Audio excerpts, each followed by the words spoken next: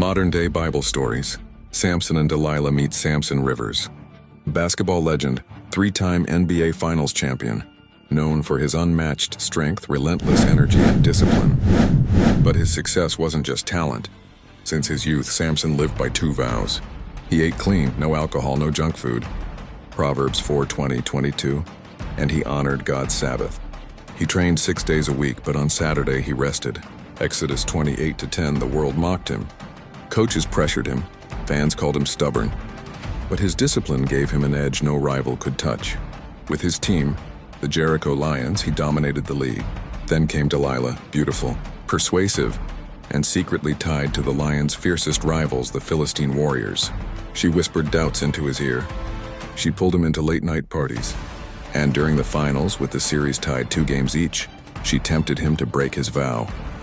"Just play this Saturday," she pleaded. Samson gave in. He stayed out drinking with her on Friday night, and the next day he stepped onto the court for the first time on the Sabbath. Proverbs 16:25. That night, disaster struck. In the second quarter, he tore his Achilles. His strength failed. The Lions collapsed. The Warriors took the title. Galatians 6:7. The headlines were brutal. His fans turned on him. His marriage nearly fell apart. The man once praised for discipline was now mocked as reckless and broken. But in the off-season, Samson turned back.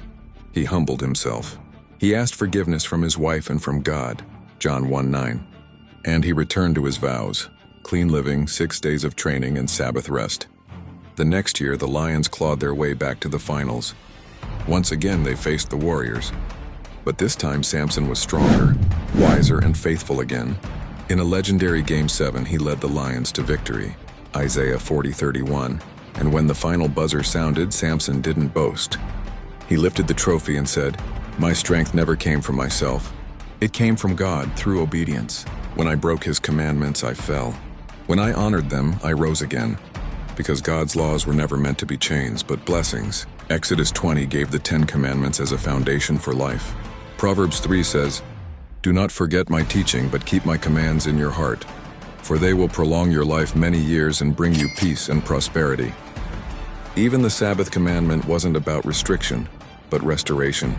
Exodus 20:11 says, "On the 7th day the Lord rested, and he blessed it and made it holy."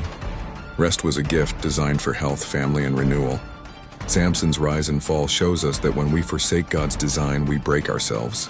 But when we walk in his ways, we find strength, health, and life.